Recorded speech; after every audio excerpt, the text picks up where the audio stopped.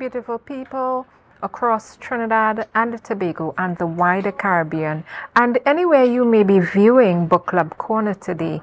My name is Jewel Green, and of course we're in the capital city of beautiful Scarborough, Tobago, Trinidad and Tobago, and we welcome you to the set today. Every Wednesday, we chat with local authors and the publishing stakeholders of the publishing industry about their love for the literary arts, their love for the written word, and about books.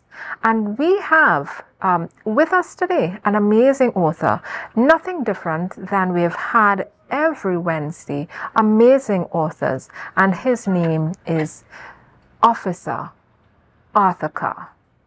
And we welcome Officer Carr to the set. Officer Carr, of course, has he has a lot of accolades. Let me see if I could remember everything Officer Carr has been doing. He's been quite a busy intellectual bee. Officer Carr has a bachelor's in criminology and public safety. He also holds a Bachelor of Science in environmental and natural resource management. He has a master's in environmental science and management, a certificate of law enforcement administrative development, and he is also a member of the American Society for Industrial Security. Officer Carr, are you here with us? Good morning to you.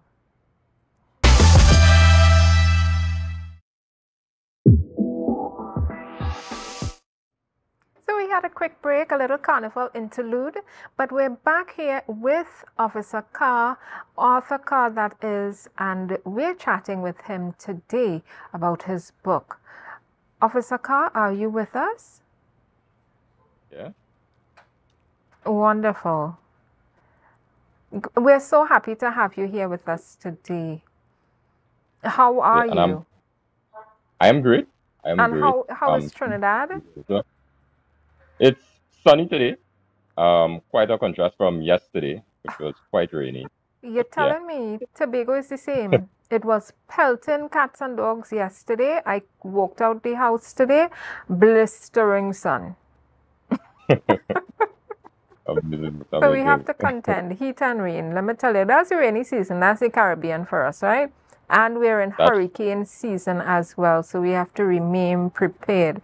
Officer Carr, on Book Club Corner, I don't know how many episodes you have watched, but on Book Club Corner, we do a little sip, a little chat, and we have sweet potato wine today. I know you're a fitness freak, and we didn't get any sweet potato wine across to you in Trinidad, so you have some water. I don't know if it's distilled. I don't know if it's Evian. I don't know if it's spring water. Right? But we are having a little sip today, and we're having some sweet potato wine from Joe Field. You know, he is one of our main wine sponsors, and we love to support local. We only drink local wine here on Book Club Corner, right? We support local. We support them fiercely, right? And we are doing the 5 S's of wine tasting, where we see the wine. So we look at the color, the clarity. Then we swirl the wine. We look at the viscosity. We look at the legs. That tells us how sweet it is. And we sniff the wine. We're looking for the hints, floral hints, spices, all of those undertones and notes. And then we sip and we savor. So I invite Officer Carr to sip and savor on his spring water. Well, I can't look at it, but I will swirl it a little bit. I love it. You're getting into the spirit of it, man. That's how you do it. Yes. You have to swirl the water. You have to sniff the water. Yeah. Do the 5 S's of is it government juice? Yes, it is. A hint of the minerals. Yes. Cheers to you. Cheers. Well, I see you're quite the busy intellectual bee. Where do you find the time? I mean, 2 bachelors, a master's, a certificate, and you're also working on something else. tell us Yes. what is happening with you academically now. What else you're into? So currently I'm working on, well, you did say before, I am a member of ACES, the American Society for Industrial Security. So I'm currently working on my CPP qualification certification. So it's a certified protection professional. That's the latest in my study journey. Mm-hmm. I firm belief that you have to keep the mind, always tuning. So it's good to always challenge yourself.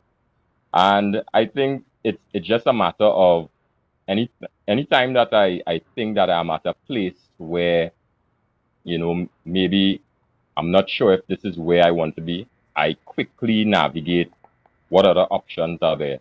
So my first degree really was a I'm matter of, getting bad feedback. sorry, is this better? Is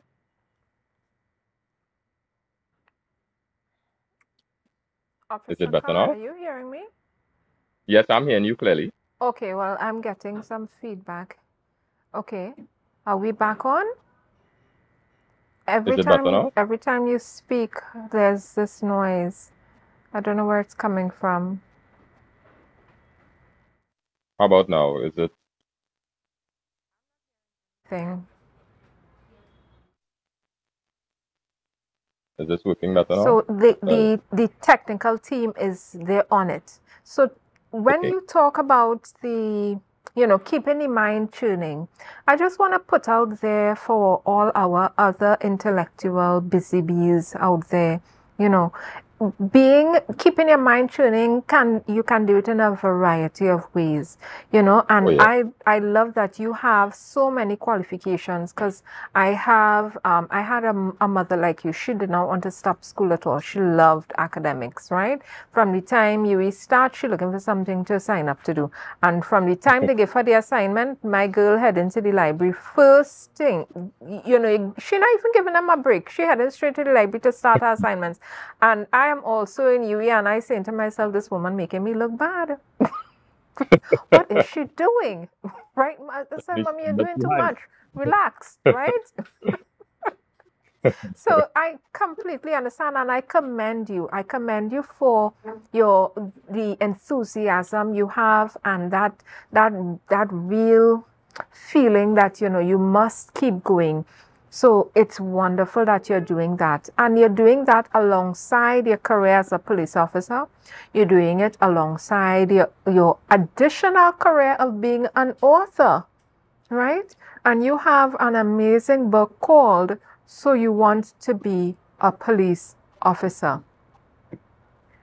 Yes. It is definitely a challenge to balance it all, but challenge accepted. So I guess at this point in my life, I have no choice but to find a way to balance it. As a father, and husband, it's really important. So it's not just the career stuff, but also the family and the relationships that also have to be kept in check as well. So it's just a matter of being, I think of it as just a matter of being a responsible man and, just doing what you are called to do. So that's how I look at it. I think it's fantastic. Yes, and what you're doing as, as a father, a husband, as a Trinbagonian in society, lifting the bar, keeping the standard high, right, in what is required, especially of police officers. A lot of times people in careers think, I'll just do development things. So they'll go do fingerprinting courses, or they'll do X, Y, and Z, or forensics, or whatever else you'll do. Because you'll do a lot to fight crime, as they say, right? So there are a lot of Certainly. courses that you can do, but you are also adding to that. You have the environmental thrust and all of that, and I think it's amazing. You're such a good example for us here in Trinidad and Tobago of what police, in terms of just super smart, right? Super smart. We talk all the time about what the requirements are, and I read somewhere, it's one of the hardest jobs and it's one of the easiest jobs to get. It's too hard to be so easy to get. That's what they were saying about it.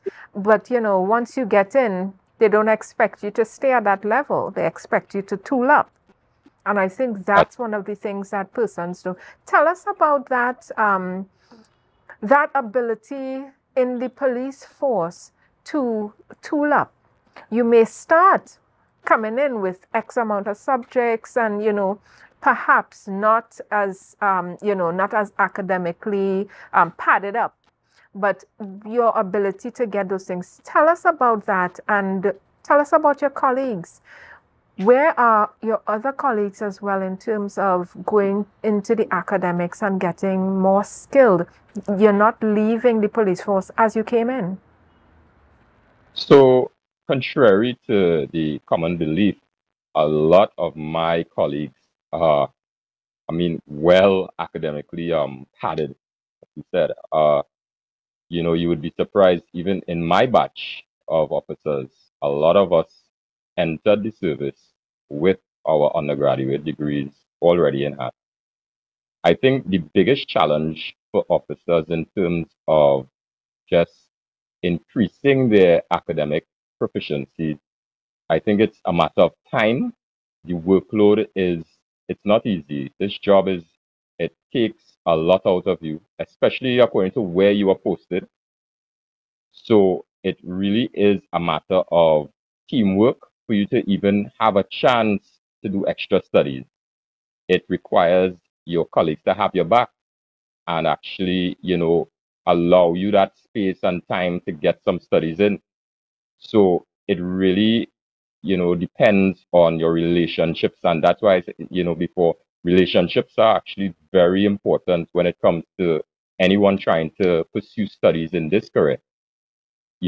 I was fortunate to have a lot of great colleagues over the years who would have, really accepted, there are a lot of compromise. So there would be times where I would stay back late on the days that, I wouldn't have classes. And the days that I did have classes, I would ensure that, I was the first one in. So at least, the handover, the change in shift could take place without any worries, and so that's how we worked in tandem to ensure that this entire thing was possible, but just in my immediate department, a lot of my colleagues well qualified. I just love that. I feel proud. I don't know you and your colleagues personally, but I feel proud to know that the police force and the officers in the police force are tooling up and becoming more skilled. Even if you came in with, the minimum requirements, there's no reason why you can't elevate yourself. And this happens across the board in all careers. But as we said, in the police force, we seem not to understand that, or perhaps we tend not to see it quite as often. So I thank you for being such a shining example of what is the norm. You're not the exception to the rule of what is the norm for the police officers. We're going on a quick break. We're going to come back with Officer Carr, and we're going to be talking about his experience as a first-time author. He's not just a police officer, right? He's not just one of those persons who come and kick down the door and help you when you're in distress. Right? He's not just that. He's not just an academic. He is an author. And when we come back, we're going to be getting into that book. See you in a few minutes.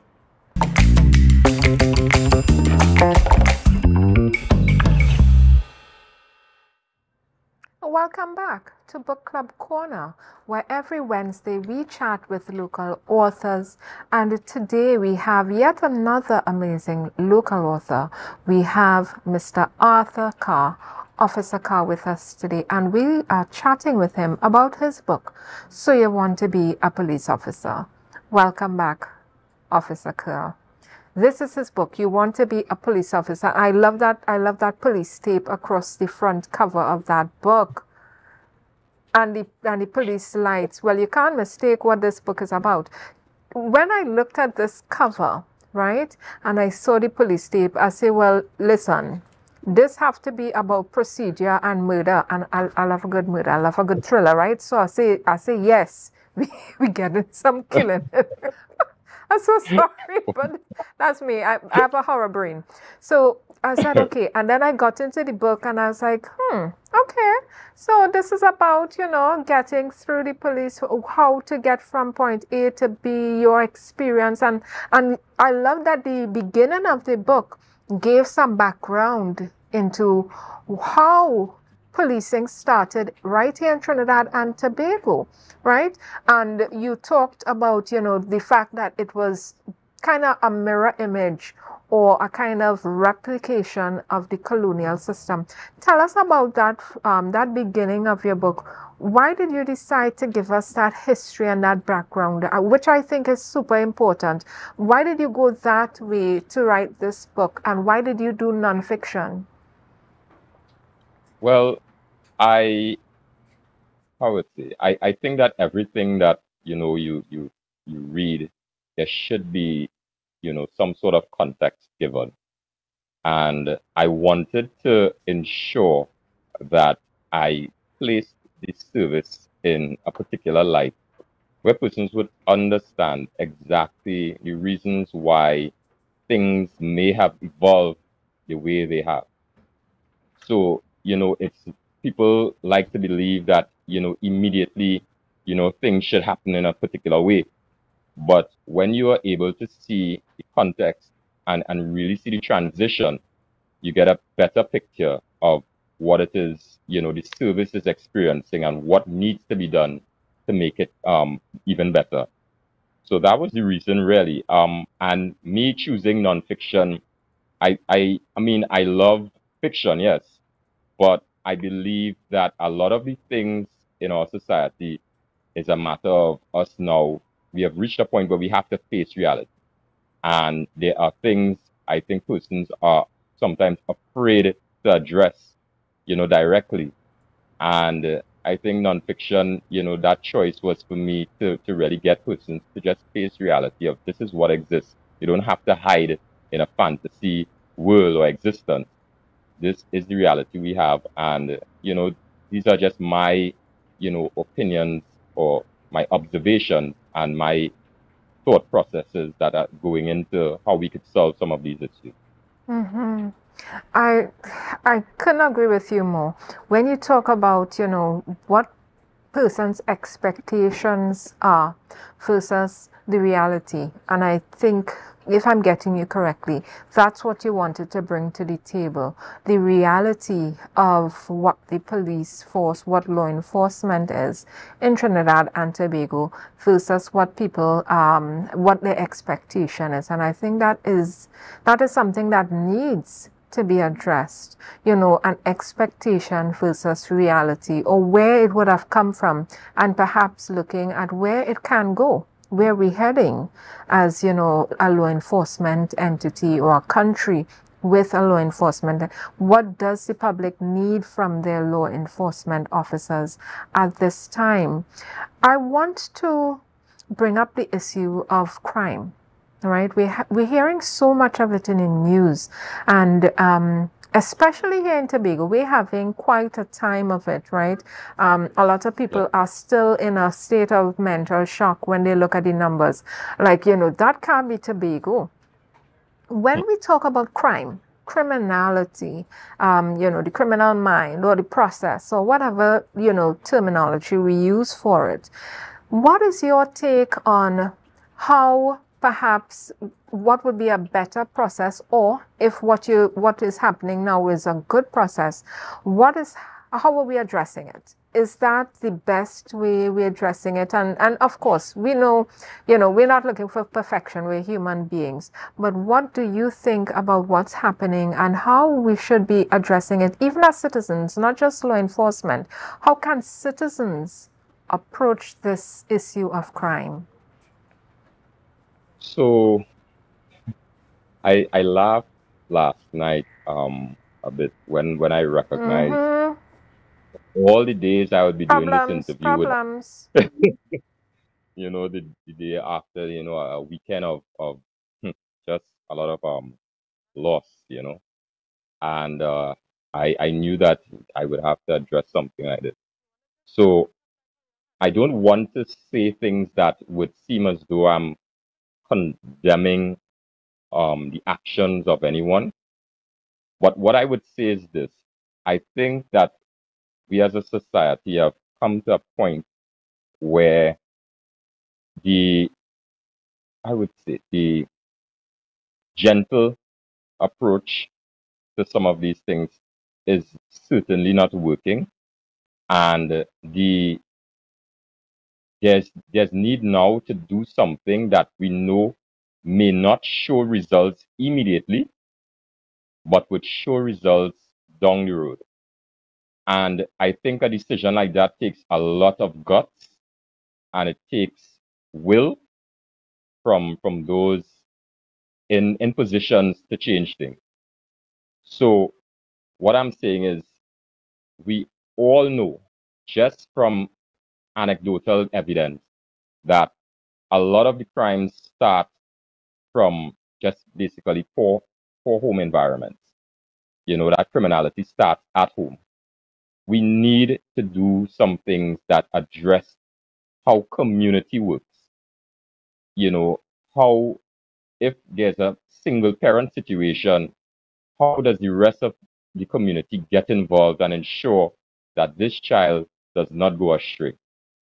Now, these sort of efforts are not going to have overnight success. And I think what happens with the modern society, the modern world, we expect that, we have some sort of data that would show up immediately. Tomorrow, you're going to see, all right, um, you know, there were 5 crimes, murders yesterday. Today we only have 1, and you base it on those things. But when you do other background work, a lot of the times those things do not show up in the stats book. So, for instance, if you are an officer who has spoken to 5 possible gang member recruits, and you have turned them around from getting involved in a gang, you have literally stopped, perhaps in the long term, about 30 or so murders. And that is how I think we have to switch our mind. So I think that is some of the things that we have to do when we are thinking strategically. We have to stop just looking at the immediate. And of course, the immediate is important. There are things that we have to stamp out, of course, now. But we also have to do it in conjunction with the long-term strategies, and I think more of that needs to be done, getting involved with the communities. The communities are no longer feeling as though they're safe because they have no idea who the officers are. The number of officers doing foot patrols in the areas outside of cities, it's almost non-existent. Non-existent. And you want to improve the image of the officers, the police service, by getting them involved in community projects, etc. So that's my view on it. I hope it's not viewed as too much of a politically correct stance, but I'm just trying to ensure that I say it in a way that doesn't seem as though I'm trying to step on anyone's toes. Well, I think what you're offering, especially since you are a police officer yourself, right? You're in the trenches. This is a high octane job and it's highly demanding. And I think more solutions and perhaps more approaches should come from those in the trenches versus those who may be just like myself, a man in the street, a woman in the street kind of thing, or versus somebody who just thinks they know what will work, right? Something that might give you clicks and paper clicks, as they say, pay per click and pictures. But if we look to create perhaps a think tank from those who are in the trenches, who are seeing the effects and understanding what the causes may be, right? I think perhaps that might be a good approach. I mean, we couldn't lose to try it, right? And I appreciate your suggestion.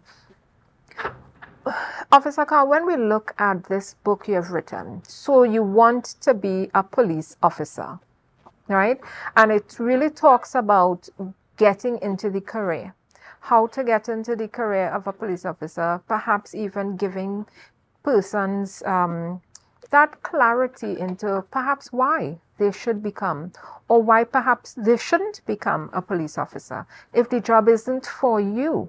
Yeah, or if it's exactly what you were made to be doing, because this is not just for defense, it's not just for law enforcement, it's also to help communities. Tell us why you decided to write a book that was more on the path of career guidance, right? More on the path of career development, and how is your book being used right now? Well, my decision to write this book, in that sort of from that angle, really came from my own experience. You know, prior to me becoming a police officer, I was an environmental scientist with a hazardous waste company, Green Engineering, and even before that, I was a teacher, and also I worked at S2.E11 Nature Center for a little bit. And my thinking prior to coming into the service was that the service had quite a few problems that I thought were obvious. And I thought that the fixes were quite obvious as well. And it's because my brother was an officer before me, and I would constantly chastise him about some of the decisions that I would see, unfold, publicly. And I would say, "What's wrong? It's an obvious fix. Why are you all not doing it this way and that?" And it is only when I got into the service that I really saw for myself, some of the challenges that persons do face, and it's easy for those on the outside, especially, and I say this, especially academics, to believe they know everything about the service. And it's really, they do such an injustice to what it is, the complexity of the police services, the challenge of really getting constantly abused at times from the public, and still going out there each and every day with a smile on your face, you know and then you also have to understand that when you're facing those conditions and then you're returning home to your own family, you have to be able to switch it off and become a loving father or mother, each and every day. It's quite a challenge, and persons do not understand fully, what they're facing when they enter the service. And those who are looking at officers from the outside, don't appreciate the hard work, that some of these officers go through each and every day. So it really was my way of really showing persons this is what happens, this is what you will face if you want to become an officer, and this is what the service requires and the country to be when that decision. So I looked at, that ability to be fair, that need for you to have integrity, those things, those qualities that I think are very important for persons who are thinking or desirous of becoming police officers.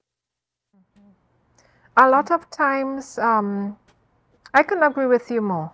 I really couldn't.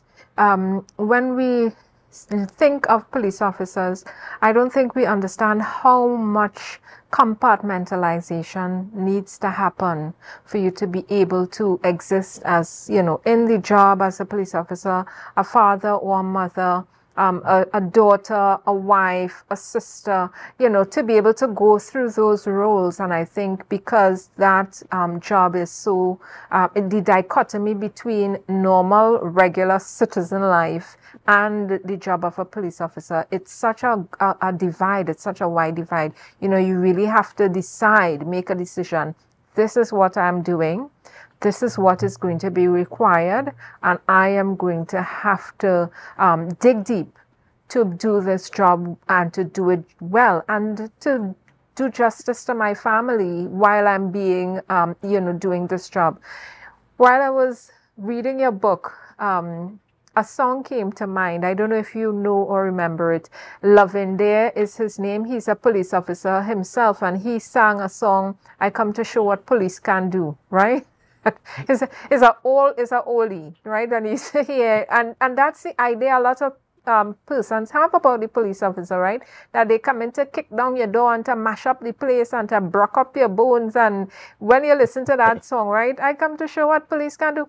He is having a go at it, right? Because he's dealing with a domestic violence situation. And you can tell how it impacted him as a person, you know, seeing what this person, the perpetrator, had done and wanting to revisit it on him so the perpetrator could understand this is what you're doing, right? And I will make you feel it. And a lot of times that's what they think, that's all the police are here for. They're here to break up bones and, you know, kick in doors and, and knock down criminals, kill people and take numbers, no prisoners.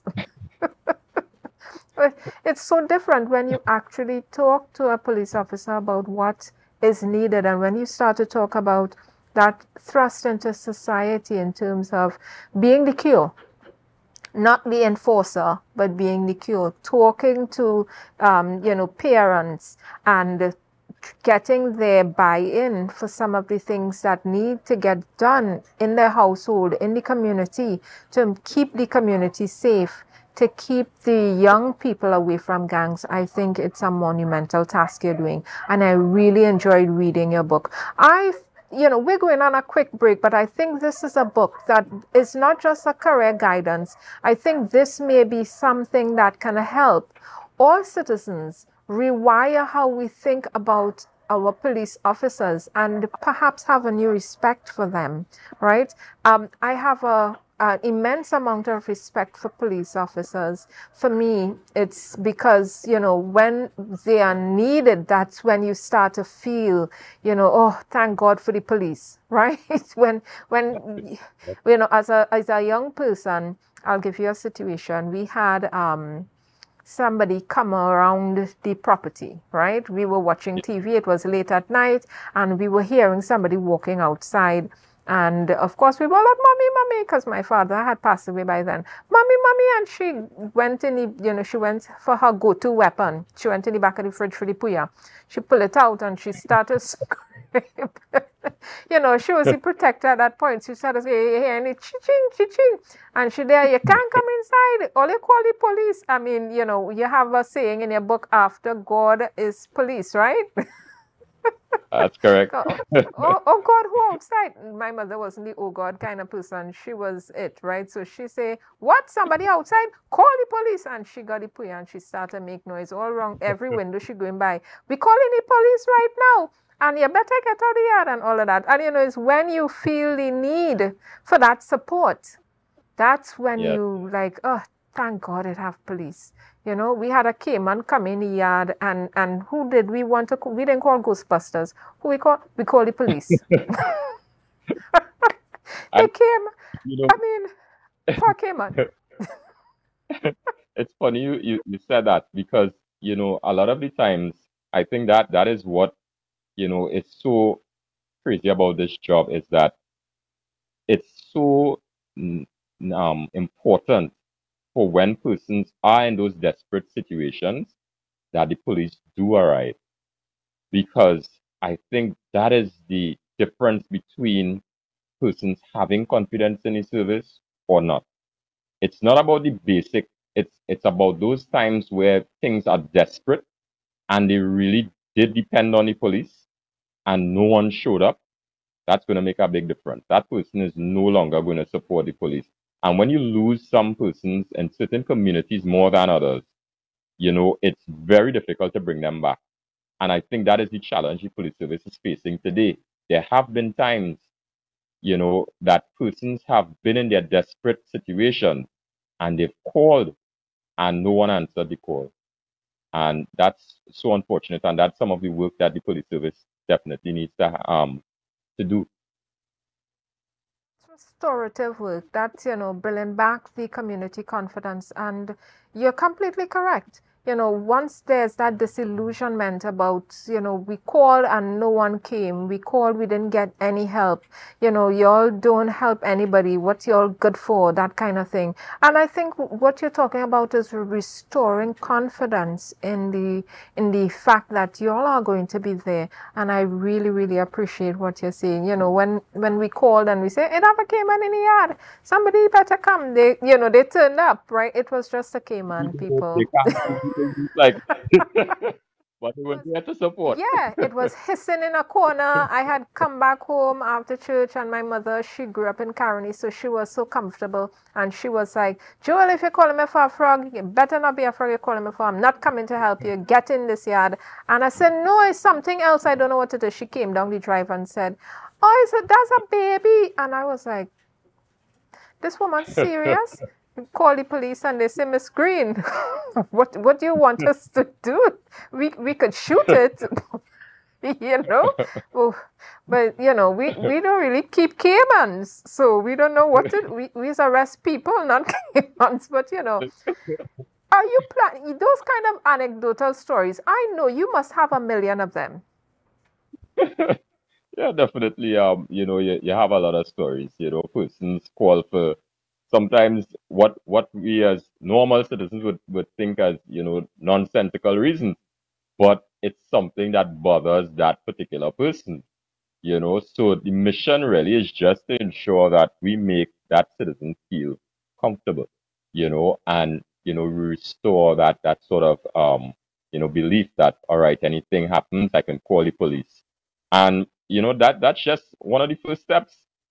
Something happens, the police are there, and even if they can't solve it themselves, they show some sort of initiative to be able to get it solved on your behalf, or show you exactly what to do to get it done.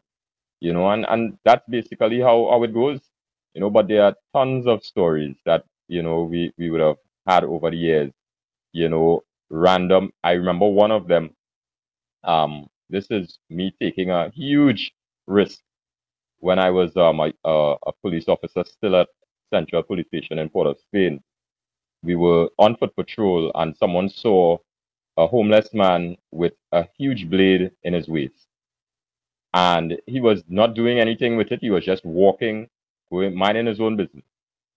And because he was so concerned, we decided, no, we have to remove this blade from this guy.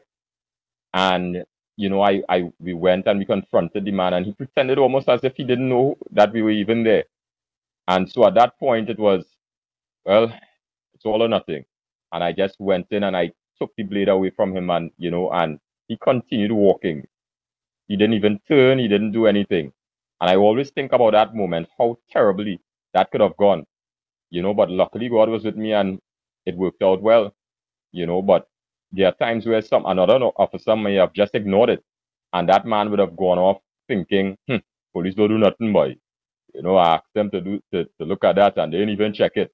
And those sort of things are quite important for me, in terms of ensuring at least I give some sort of effort to solve an issue. I'm Listen, I'm a true crimes girl. I'll watch true crimes all day long.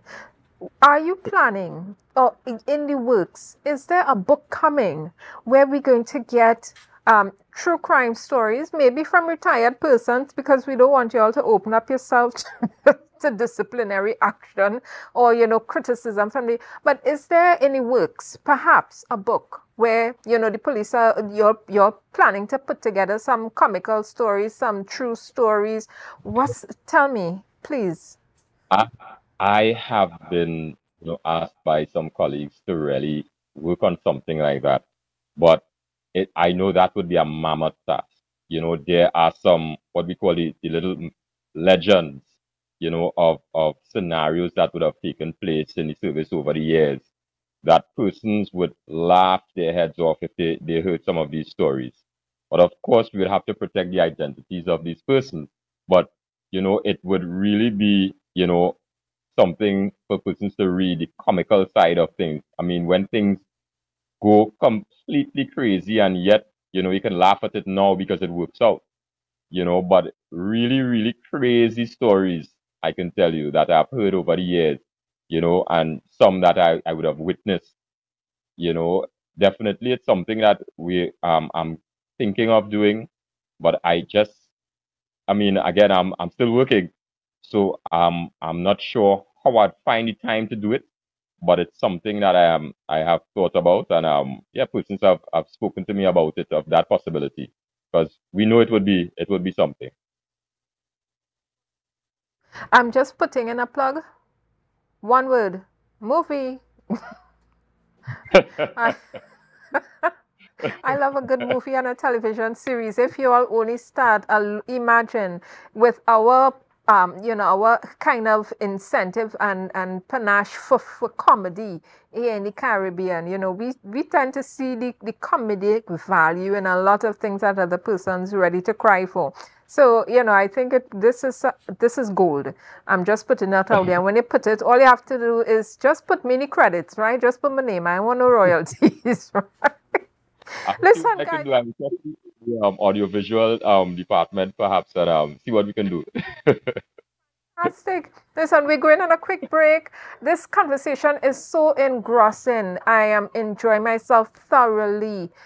Thank you so much for being here, Officer Carr. But we're going on a quick break, and when we come back, you're going to be reading to us from your book, So You Want to Be a Police Officer. Listen, go and get your snacks. If you drink out all your juice, as Officer Carr, if you drink out all your water, all your government juice with a hint of mineral, he said, right?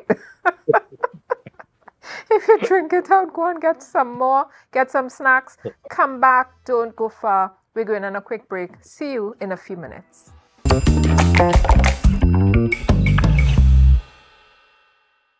Welcome back, Trinidad and Tobago, across the wider Caribbean, wherever you may be viewing Book Club Corner today.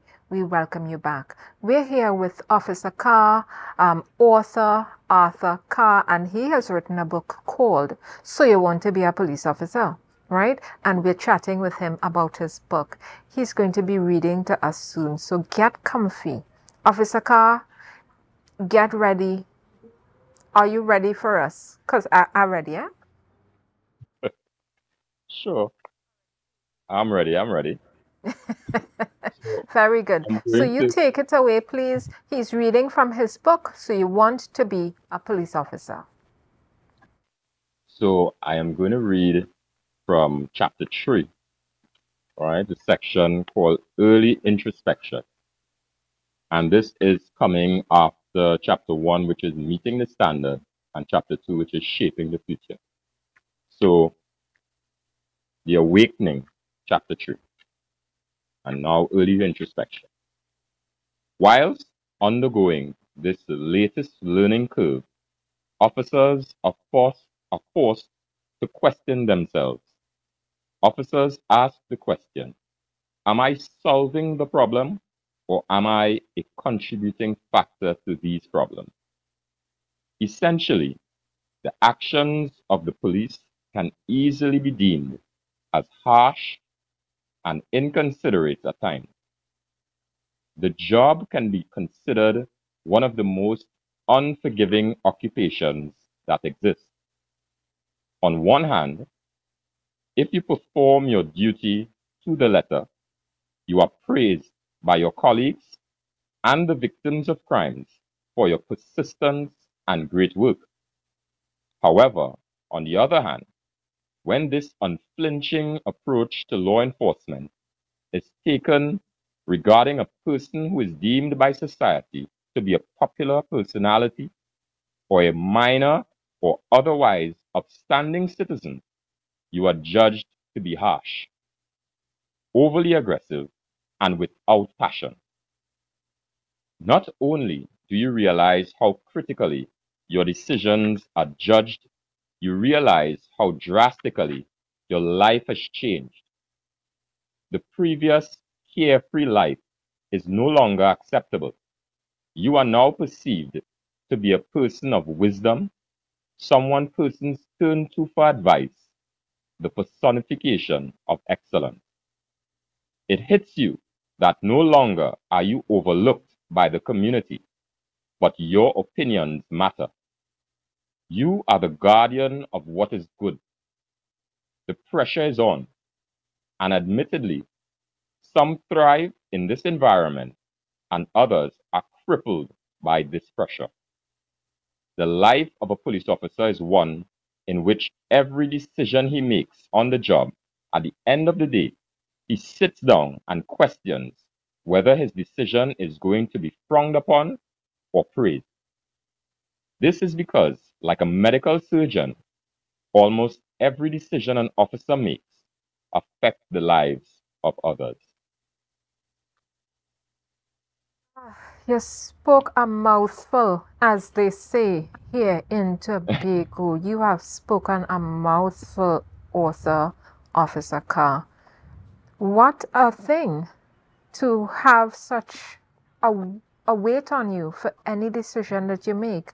I mean, how has that affected you? I really love that excerpt you read. It gives the understanding of just how much it affects an officer.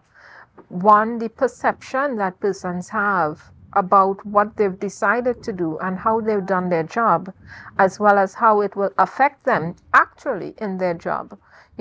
How has this affected you in terms of how you do your job and the pressures that are brought to bear on you as a police officer in terms of the decisions that you make? I think for me, I would say one advantage that I had entering the service was perhaps my experience prior to entering the service. Having a job before, experiencing that work-life balance challenge, did sort of help me navigate some of the things that, I would have been experiencing as an officer. My job before was quite challenging, working on the field and then back to the office and trying to make certain, you know, um, I would say, well, timelines, etc.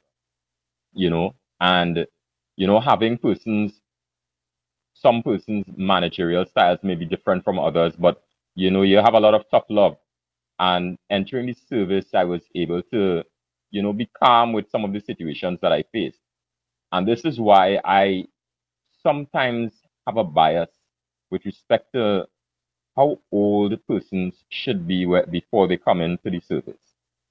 I do honestly believe that 18 years old is, and I've said this before, and I'm going to continue saying it.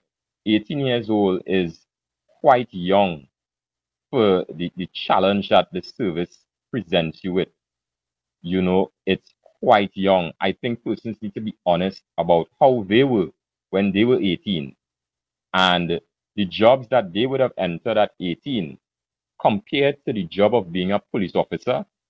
It pales in comparison, and we really need to be honest about if persons are capable of challenging themselves to that level at that age. And of course, there are exceptions to the rule, but it really is, it's almost as though you're trusting persons into directorship, at 17, at 18, it's ridiculous almost what we are asking persons to be able to deal with, and of course, a lot of them answer the call, and perform admirably, but it really is quite a challenge. And I think it's something that we honestly should look at, is it too young? Is it too much we are expecting from persons at that age? And of course, when they learn to cope with it in their own way, how do we then, you know, how can we be angry or upset when they have learned to cope with those challenges in their own way, you know? So it's just something that I have come to see, and I strongly believe that it's something that we should look at. I think you hit the nail on the head there with the entrance, the age for entry. we do consider once you get to the age of being an adult, and our adult suffrage is from 18. So once you're 18 years old, we consider you now to be an adult, and science backs it up in terms of development of the brain and the brain stem, right? So we're not expecting your brain to be growing anymore past a certain age, and therefore we're thinking you're fully developed, you're fully acclimatized into your role as an adult. But this is still early adulthood, right? 18 is early. You're an adult, but you're now becoming, right? You're now learning how to be who you are and who you will be, right? And you still are changing. So I think that is very, very telling what you're saying in terms of how early we get admitted into that kind of pressure cooker situation. And I think that's something to be considered. Obviously, we have some very mentally strong 18-year-olds, not denying that, but I think the average 18-year-old, even if you're mentally strong, this type of job is something that you may need to take a step back and ask, am I the right type of mature to get into this kind of profession? So yeah, listen, you are talking about so many important things, not just in this conversation today, but in your book. I admonish, listen, this is a book for all households, every library, every bookshelf, every school, every classroom, every office should have a book like this, giving us kind of an insight, right? Whether you use it for career development, whether you're using it as a career guidance tool, right? But it is something that is going to give some good insights into this police force. And in a time where we're looking to, as citizens, be partners with the law enforcement, because that's what we are. We are partners, right? We're stakeholders. We have to make sure we understand what we're getting into. We're heading into the green room, and this is a time where we get to share our insights, Officer Carr, with the publishers and authors and persons out there interested in the literary arts. And today, our question for the green room is, drum roll, people want to know, what book cover colors sell the most? Mystery, that would be black, gray. Romance, it would be pink, red, purple, white. Fantasy, it would be purple, blue, green, silver, and gold. Sci-fi, black, gray, red, green, and purple. And if you're writing a horror book, red and black sells the most. So this is just one of those questions that we get from people when they're looking to do their book covers. And this is an important question because it really helps to market your book. When persons hear what genre the book is, or when they're looking for a particular genre of book, they're looking for a certain color. They're looking to, and those are the colors that really sell. So I see from your book, Officer Carr, that you're right on the nose with that black, that dark, solid, the dark black, blue, those very rich colors. And we have to make sure that as authors, when we write our books, that we keep in mind all of these little things, right? It may seem like a small thing, but sometimes it may be the difference between you selling 1,000 books and you selling 5 books, right? When people see a book, I mean, what a difference it could have been if your book cover talking about, say, you want to be a police officer, and it probably was, let us say, for instance, a nice pretty pink.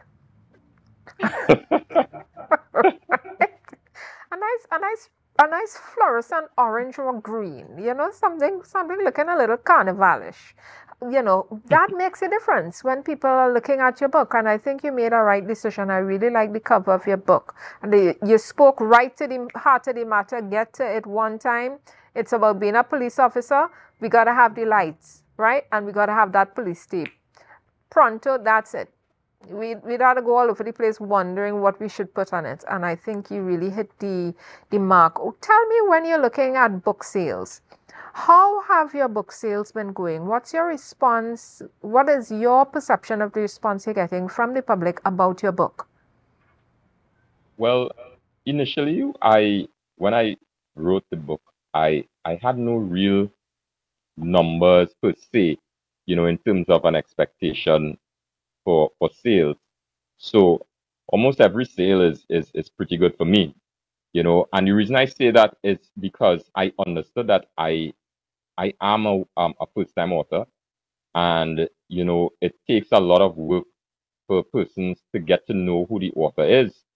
Let's be real, persons are not just going to go into a store, see a random book that has Arthur Carr on it, and say, let me read this. So it takes a lot in the background for persons. Oh, this is Arthur Carr, right? That guy I saw on TV, on Tobago TV and on the book club corner. Those sort of things before you get, the sort of massive sales. But definitely the support that I've gotten thus far has been pretty good. It's it's more than I expected. It's over 100, a few hundred have been sold thus far. I'm not a bestseller, in the millions, but who knows? In time, perhaps that might be the outcome. So sometimes some books they are slow burn. And I think that's what your book may be, a slow burn, where people are warming themselves up to that topic. A lot of times the fiction books and the horror, sci-fi, romance is the top seller, they say. But, we need to Yes, ma'am. all be... I can imagine. The non-fiction genre is one that's picking up speed and steam.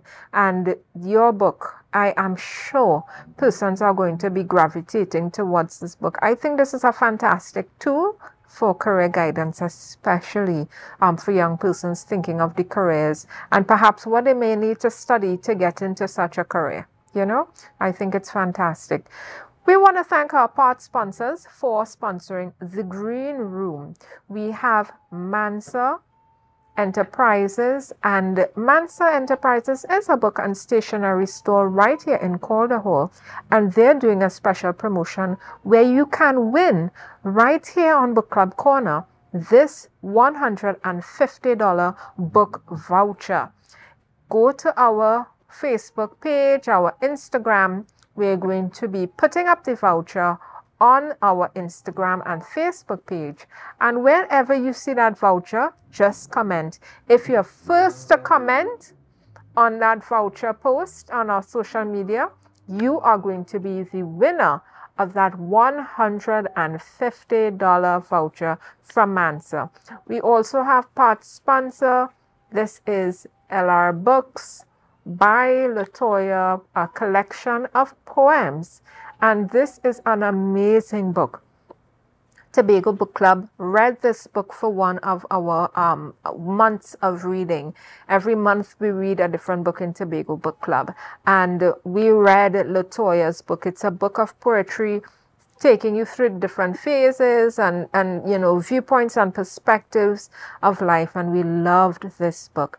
Get this book. It's a collection of poems by Latoya Roberts. An amazing book. Thank you for our part sponsors. And don't forget, you can go to our Facebook page, Instagram page. That's Book Club Corner TT, and win that $150 voucher from Mansa Enterprises bookstore right in Calder Hall. So we're moving on today. We're so happy to have everybody here today. Saturday was Dr. Earl Lovelace's birthday. So happy belated birthday to Dr. Lovelace. And as well, tomorrow we'll be celebrating Nelson Mandela Day. And we are so proud of one of our international heroes, stood for justice. And it's quite telling that we're talking to somebody today who is a law enforcement officer and who's also fighting for justice and for equality in our communities in terms of making sure that we all are able to live comfortably, happy, crime-free, right? Officer Carr, we want to thank you for being here with us today and for sharing your book and your story. Before you leave us today, I want to, share with us authors, publishers, just everyday persons who may be thinking of becoming a writer. One piece of advice you would share with them in terms of what you would say to them would carry them well into becoming a published author.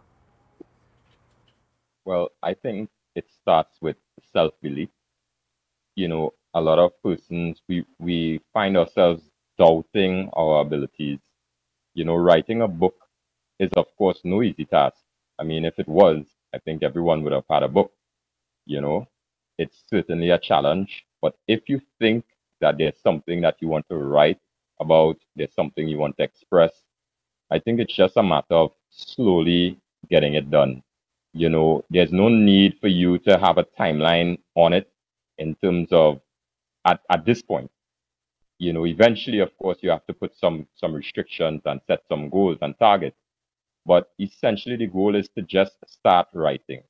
So you want to do a book on climbing mango trees. Today you start with, all right, the first thing is you have to do some stretches, and you could rest that down for some days, and then the next day you have some thoughts and you realize, oh, let me go on to, all right, I must stretch my left leg up onto the first branch, and then those sort of things. You just break the book down into pieces, and then there's no need for you to have any structure at the first juncture at all. You can start from the back and come to the front. You can start in the middle. There's no one telling you that you must start from the start and flow all the way to the end. So once you tackle the challenge in that way, I think most of us can actually get through and accomplish the task of writing a book. And of course, I also believe that interdependence is something we have to think about. We all feel that we can do everything on our own and we're independent, but I had some help. The publisher, Cheryl Bernard from Idle Sky Publishing, Shilon helped me with the editing, Shilon James, and then of course getting persons to help you market, features like you, Jewel here at Book Club Corner, other persons, Lana the educator, sorry, on YouTube. A lot of these persons would have helped me along the way. And that is all it's about, networking, partnering with persons. And of course, social media. Put your social media out. For me, it's me on Instagram and TikTok after the author. And yeah, eventually things do come together, and it's not as hard or as, as a mighty a mountain to climb as you may think. It's just something you just have to chip away at, and eventually you'll get it done. I think that what you shared, well said. I could not have said it any better. How do you eat an elephant, basically? One bite at a time, right? You can't get the whole thing eaten all at once. And that's what you're saying. One, it takes community. And two, take your time, break it up into pieces, and I think that is something very valuable for us to take away, not just for writing or being an author, but for everything we're doing in life. Take it a step at a time. I couldn't help feel targeted though, Officer Carr, when you started to talk about how to climb a mango tree. How are you in my business, so? I don't can't climb a mango tree. Don't. I could climb a mango tree. That's the thing. I right now have a mango tree I'm looking at to see if I could get it. Any people mango tree, because my mango's finished, and I feel like mango season came and went so fast. What's going on? Yeah, it was like a blur. It was. I mean, come on. I went from eating like 12 mangoes a day, and please don't come for me about how much sugar I was consuming. Mine won a business, okay? Very good. I was eating like 12 mangoes a day, and this is to-dos because, we have a little tree close by, and then all of a sudden, no mangoes. I was like, what's up with that? So, listen, as you say, if you want to write a book about how to climb a mango tree, perfect. Market it during the mango season. I think it will well sell. Thank you for being with us here today, Officer Carr. It was very, very interesting, very entertaining. You share so many gems. We must have you back again. And next time, hopefully, we'll have some angles to share with you. But today, we had some sweet potato wine from Jofield Wines. We want to thank all our sponsors, part sponsors, full sponsors. We want to thank the community that comes together to make Book Club Corner interesting and to make it what it is. And stay with us as we show you what's happening next week. Next week on Book Club Corner, we will be looking at contracts, compensation, and talking about pages and protection for authors. How do you look at your compensation? How do you get compensated? And we'll be talking to some subject matter experts on the topic. Come back with us next week, Wednesday, 11 a.m., while we speak to subject matters on the understanding of contracts, copyright, and compensation for authors in an AI world. We'll see you next week, and cheers to you.